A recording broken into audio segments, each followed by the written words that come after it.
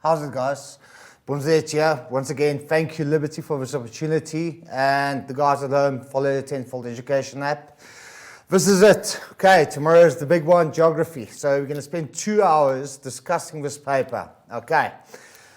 Everything that I'm going to mention in this 2 hours, I'm not spotting. I guarantee you they're going to ask us.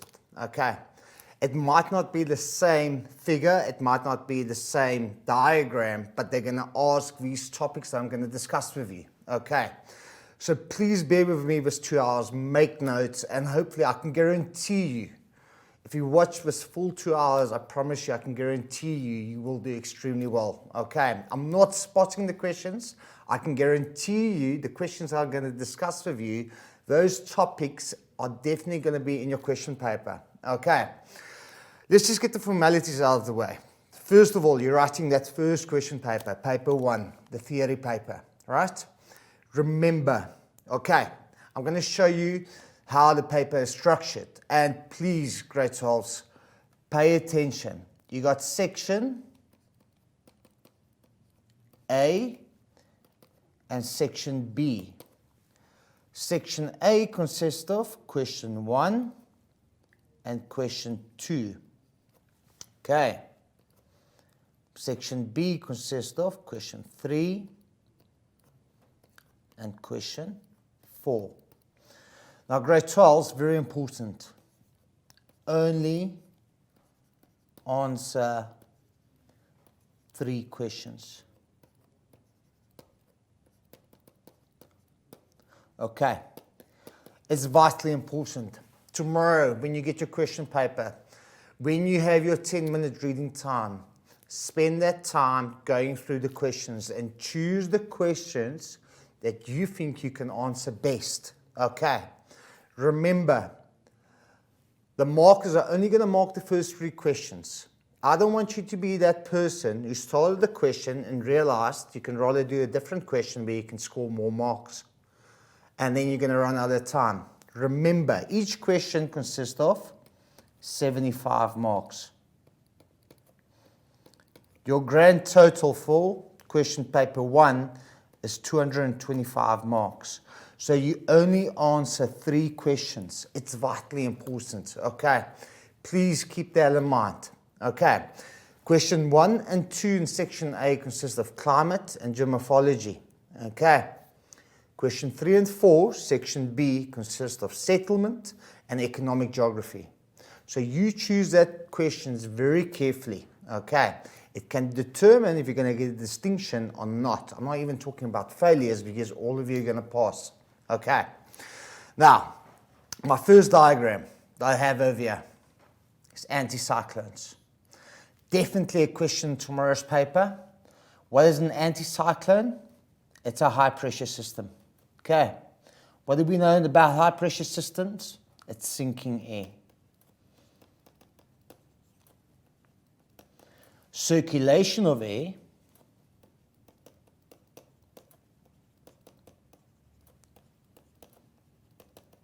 is anti-clockwise in the southern hemisphere. Now, why do you think we concentrate so much on the anticyclones?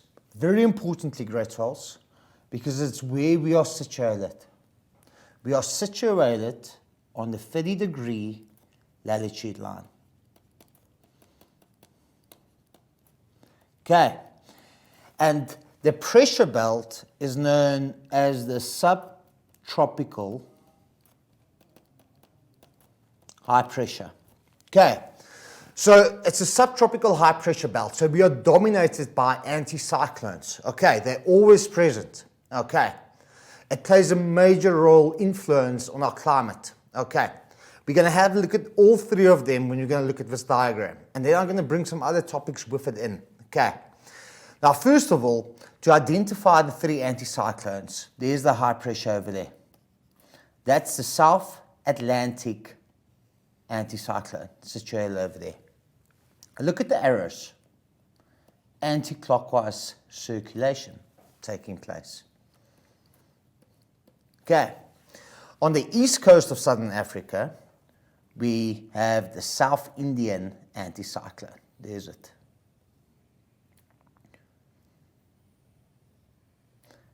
There you can see. And over the interior, what do we have?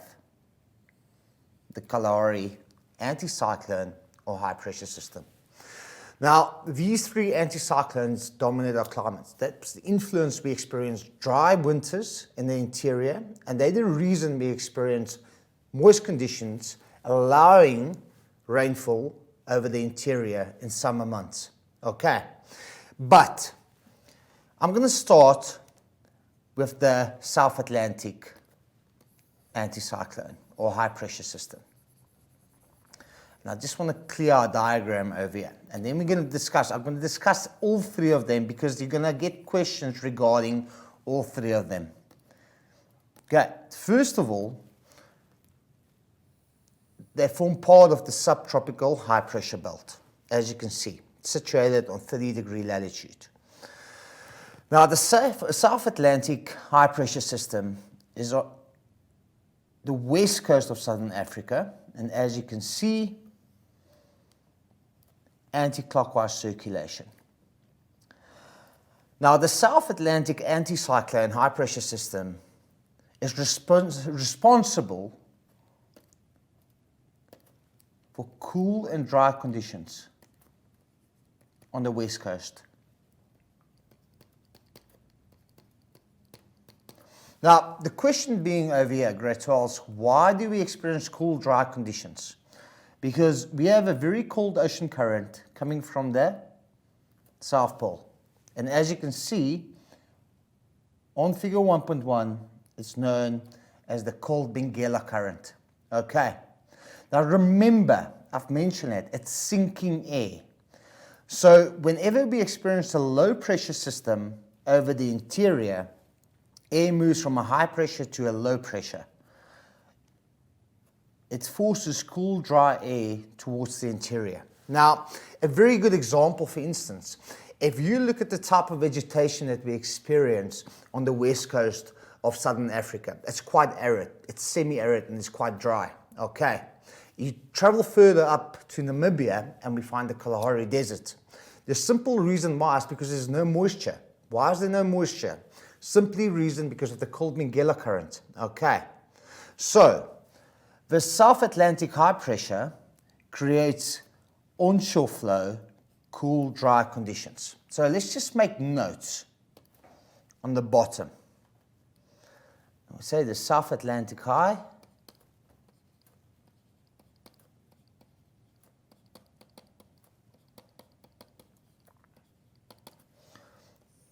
okay, it's on the west coast of southern Africa.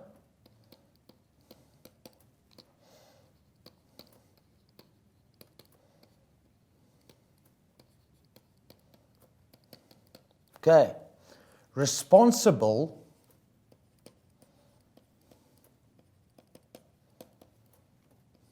for cool and dry air when it's coming onshore.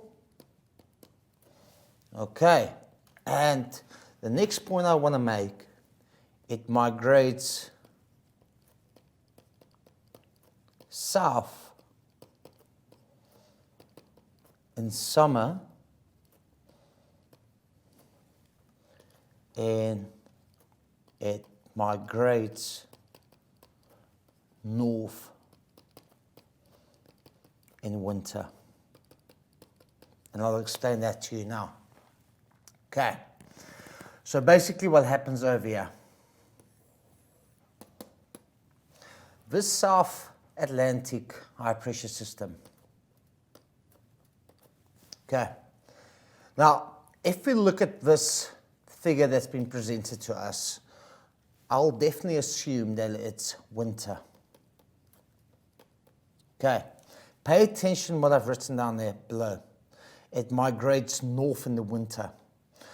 Now, if you look where the high pressure is situated, it's situated almost central between southern Africa and Namibia. Okay. Now, I've mentioned it migrates north during winter, so it's already migrated north. The reason being is because what happens now is South Africa is exposed, and I'm going to add to this, and I'm going to discuss it in the next couple of diagrams, to mid-latitude cyclones. Now, this afternoon, before I came to the show, I quickly went onto Facebook and looked at the questions that you've asked. And many of you asked me to differentiate between tropical cyclones and mid-latitude cyclones. Great Charles, when you see fronts, when you see a cold front, immediately identify it as a mid-latitude cyclone. When you see that cold front, when you see that warm front, immediately it's a mid-latitude cyclone. Okay, now, I mean, if you look at our diagram, we are situated on the 30-degree latitude line. Okay, that's mid-latitudes. That's mid-latitudes. I mean, we start from 0 and we end up to 90 degrees. What's mid-latitudes? 45 degrees. Okay, cyclone is a low pressure. Now, if you look at this indication over here, there's the low pressure. Okay, on the synoptic chart. Immediately pay attention. That's a mid-latitude cyclone. There's a cold front. Attached to it is the warm front. I'm not going to discuss the mid-latitude cyclone now, but I'm going to come back to this diagram when I explain a little bit later. Now, this is a mid-latitude cyclone.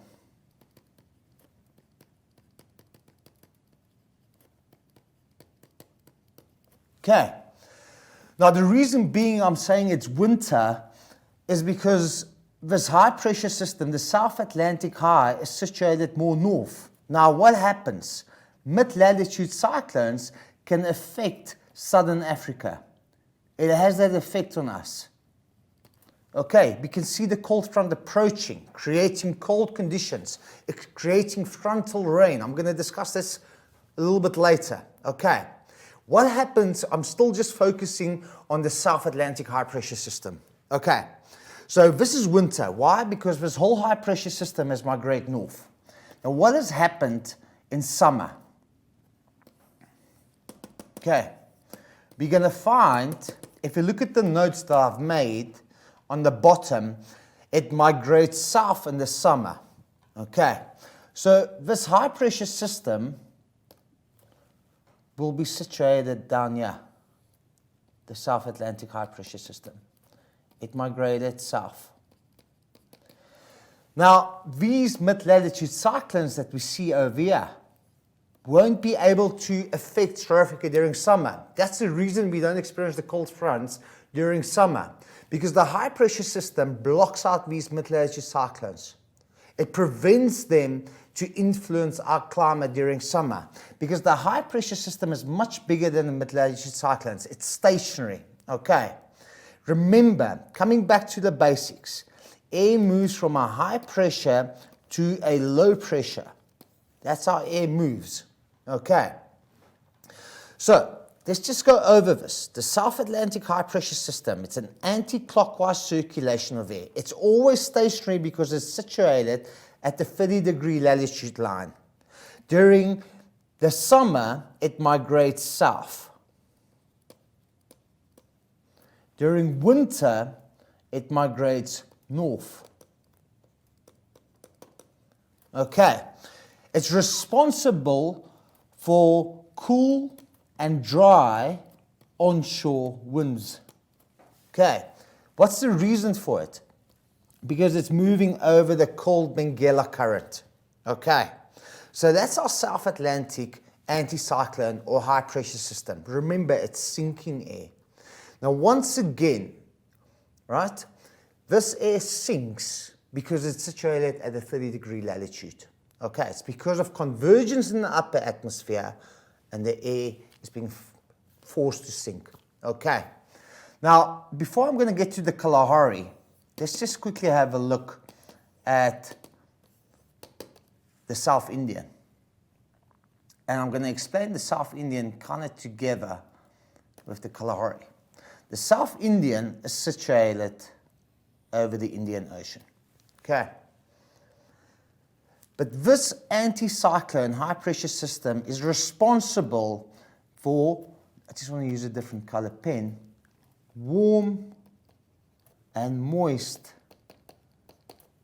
onshore conditions.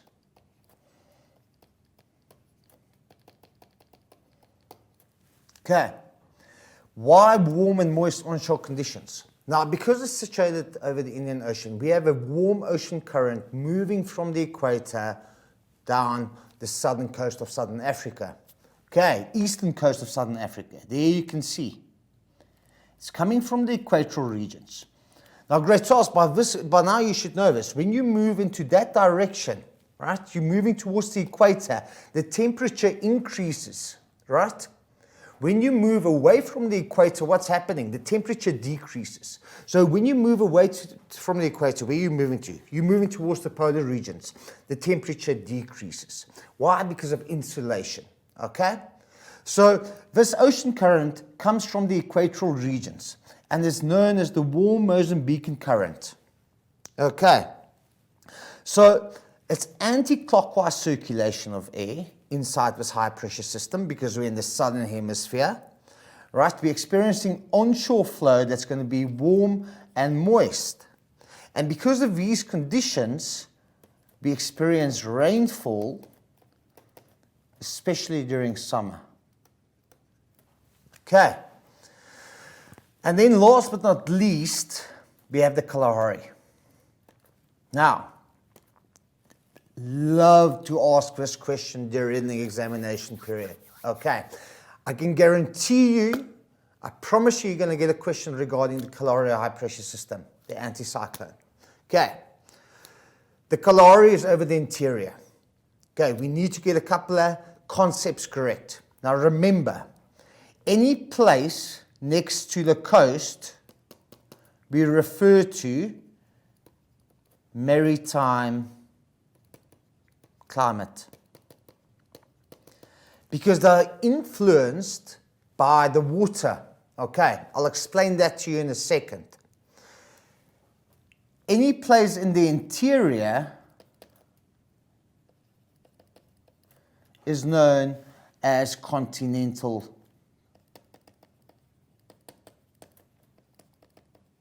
climate. Okay, far away from water. Okay. Now, maritime climate and continental climate are two different types of climates that's being experienced. The first thing that you were introduced to when you studied geography in grade 10 is the difference between weather and climate. Weather on a daily basis, climate over a period of 20 years. But there's a difference between places that experience maritime climate and there's a difference between places that experience continental climate. Okay. Continental climate is inland, far away from the oceans. Maritime climate is situated on coastal areas, right? Influenced by the oceans. Okay, now how do they influence this? I need to explain this to you because they might be able to ask you questions how it influences the difference between climate in the interior and climate at the coastal regions. So let's just start from the bottom over here. If we look at continental climate,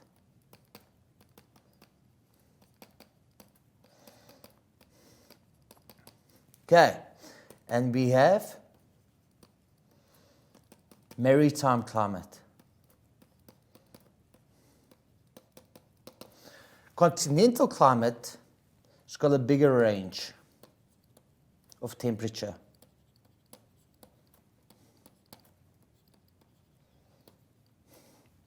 Maritime climate has got a smaller range of temperature.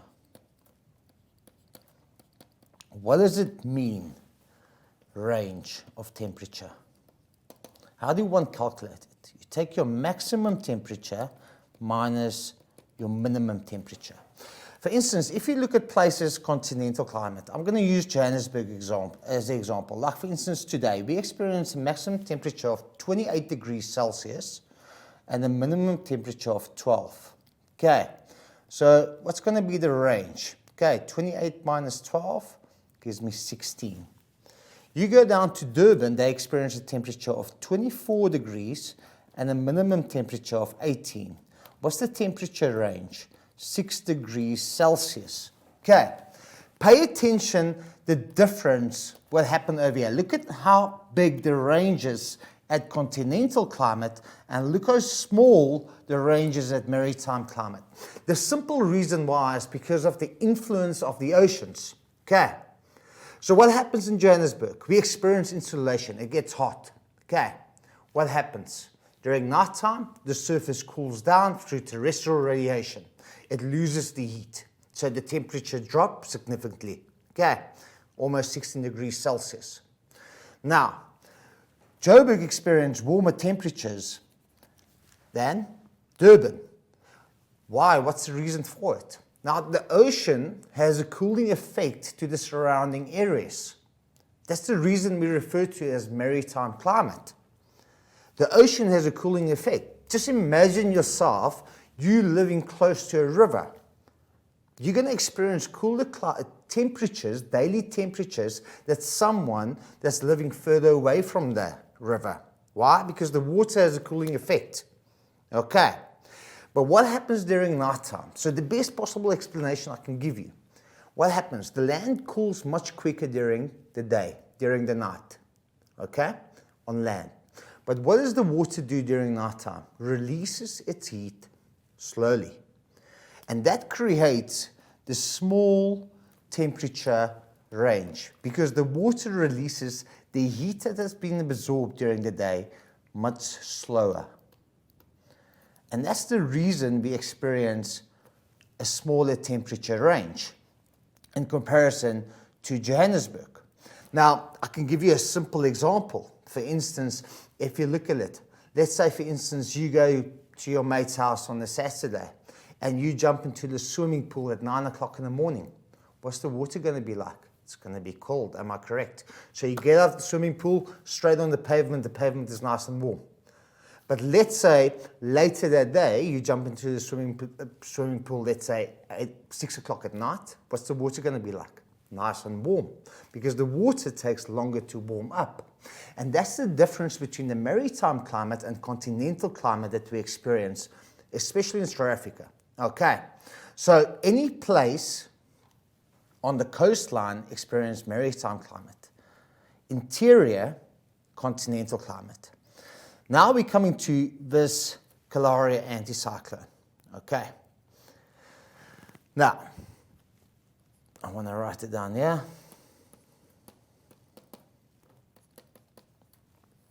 Now, the biggest mistake that many of you make is that you tell me that it's only present during winter. Okay, no. It's always present, but it's weaker during summer and it's stronger during winter. Okay, so it's always present, but during summer, I'm going to use simple terms. It's further, how can I put this? Okay, further upwards. Okay, and weak. So the Kalahari is still present in summer, but it's weak. During winter, stronger subsidence,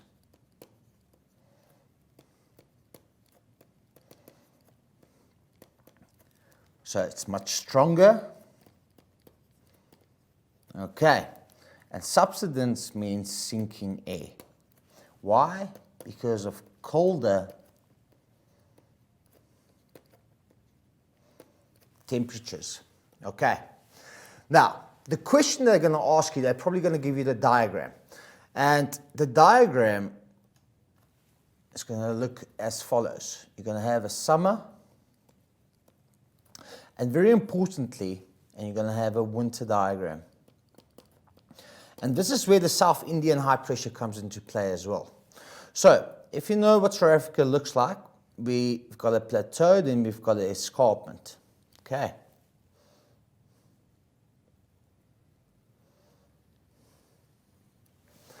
Now, basically what happens in some of the Kalahari high pressure, I've mentioned it to you, it's weak. So it's high above the escarpment. Let me just, I need space. Give me a second.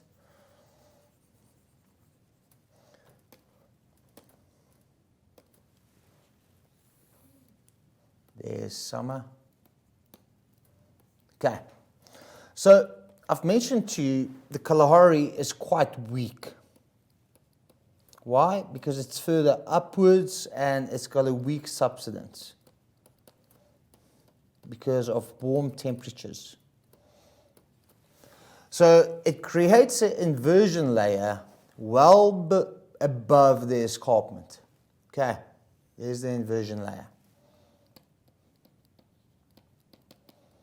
Okay, this inversion is because of terrestrial radiation that's being created. Inversion is a layer that's an increase of temperature with an increase of altitude. Just going to write it down there. Okay, so what's happening over here is it's weak, so the inversion layer is way above the escarpment. So it allows, now first of all, what do we experience over the interior? We definitely experience low pressure because we experience convection, warm conditions, surface warms up, and the air rises. Okay. But going back to our diagram, just want to clean up over here. In summer, it means the South Indian high pressure comes into play.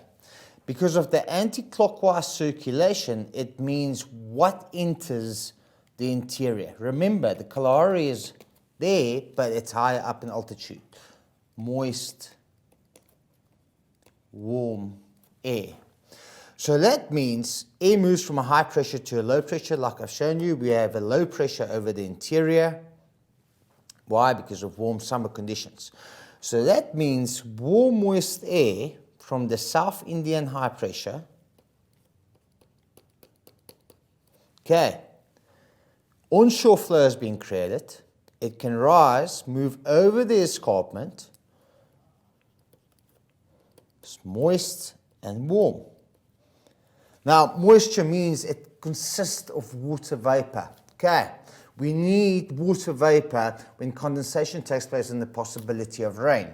So what happens? This warm, moist air are able to rise over the escarpment into the low pressure. It rises. Okay, just going to write there. The air cools, it condenses, cloud formation, and we have the possibility of rain. Why? Because the inversion is well above the escarpment. Remember, this is the plateau. It moves over the escarpment into the interior, and because of the moisture, right, the air can rise in this low pressure, it can cool, condense, clouds, and the possibility of rain. Okay, why? Because the Kalahari is weak. Okay, it's higher up, vertically upwards, right? Weak subsidence, right? So it allows this moisture coming in from the South Indian high pressure system. But winter is a different story. Okay, we have a strong subsidence from the Kalahari. So it's there, it's present. I mean, if you live in the interior in South Africa, if you look at Free State, Northwest, Gauteng, usually clear blue skies. Okay, we experience clear blue skies. Why? Because there's no condensation taking place. If condensation is not taking place, we can't have cloud formation taking place. Okay, there's no moisture. Simple reason, because there's no moisture allowed into the interior. That's what's happening over here. Now, coming back to my diagram. There's strong subsidence. Lots, it's strong because of colder temperatures, right? Sinking air because it's a high pressure system is over the interior. So what happens now? This inversion layer is below the escarpment. Okay. So what happens? The South Indian is always there. It's always there. But what happens? This inversion layer doesn't allow this warm air to travel, the warm west air, to travel towards the interior. It's below the escarpment. Okay, so, I mean, no rainfall whatsoever can be expected over the interior because all this moist air coming from the South Indian high pressure system are being blocked below the escarpment by the inversion layer. Okay, so what do we have over here? We have warm conditions next to the coastline. Then the air rises, it cools, it's cold again. That's a normal lapse rate. But what happens? The temperature increases. It's warm. Why? Because what happens during the day, as the air sinks, it warms up, right? It warms up because of terrestrial radiation, right? But it creates an inversion. So we, in the interior, we experience clear blue skies. Okay, no rain, no cloud formation.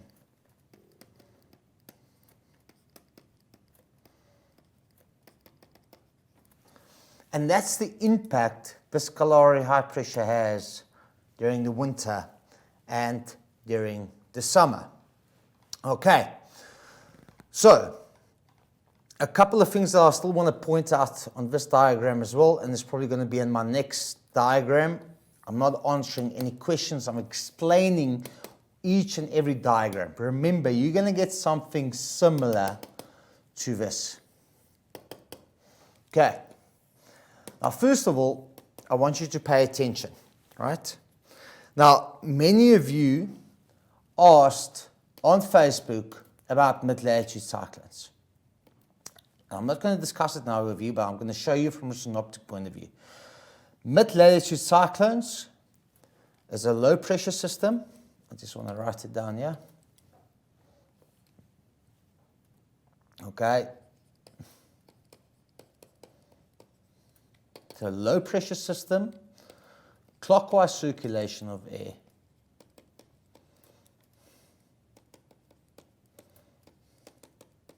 Okay. Now, as you can see, very importantly, just a couple of characteristics. It moves west to east. Okay. I've mentioned before, this is the 30-degree latitude line. So somewhere up here is the 0 degree, the equator. What's the trade winds? We have the tropical easterlies blowing into that direction. Between 30 and 60 degrees, what do we have?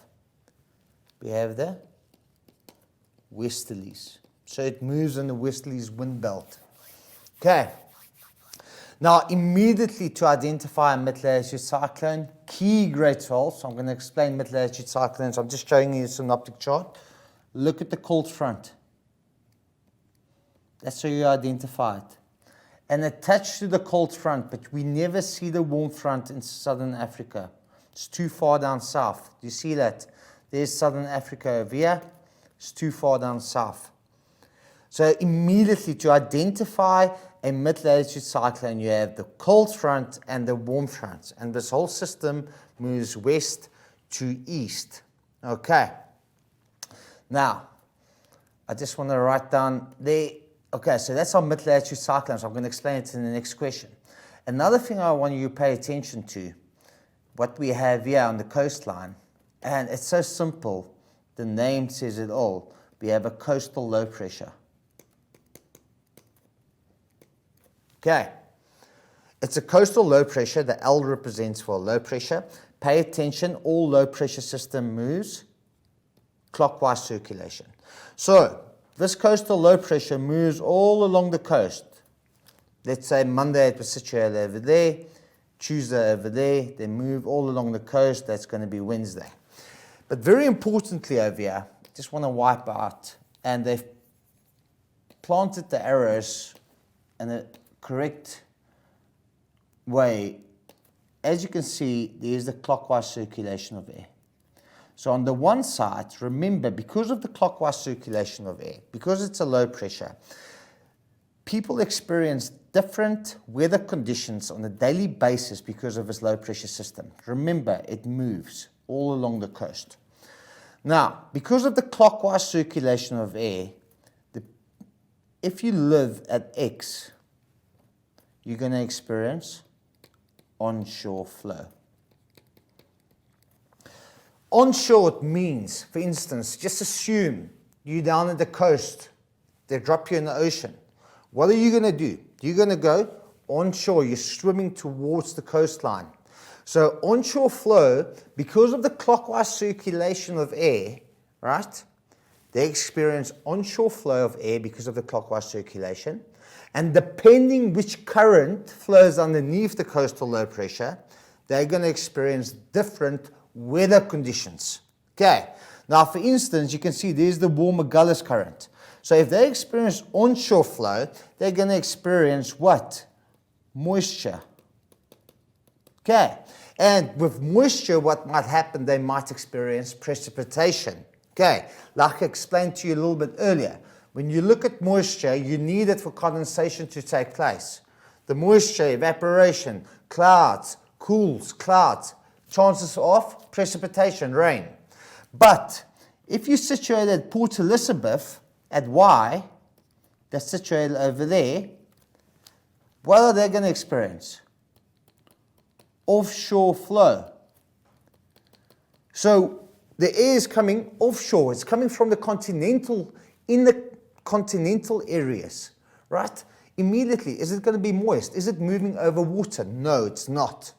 So it's going to be very dry air because it comes from the interior.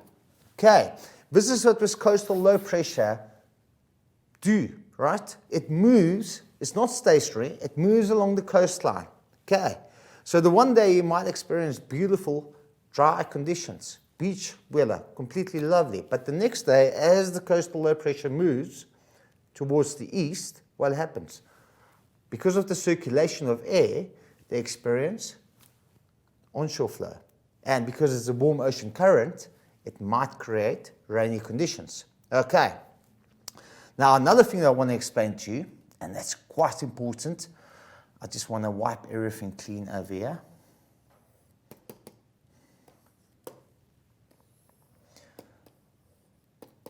What we have here, and typically during winter,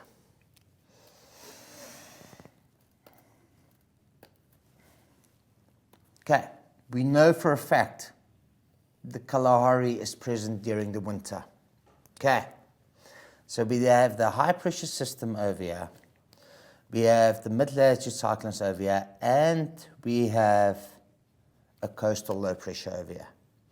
Grade 12s, when you see these formations on a synoptic chart with this high pressure system present, and you see a low pressure on the coast or a mid-latitude cyclone, the bells needs to start ringing and you need to identify Berg winds. Okay? When you see that Kalahari in the interior, when you see the date says 1906, 2020, that means it's June. You see the Kalahari is there. You see a coastal low pressure. You see a mid-latitude cyclone. Think immediately Berg winds. Immediately. Okay. Grab a glass of water. We're going to be back in a couple of minutes and I'll explain Berg winds to you.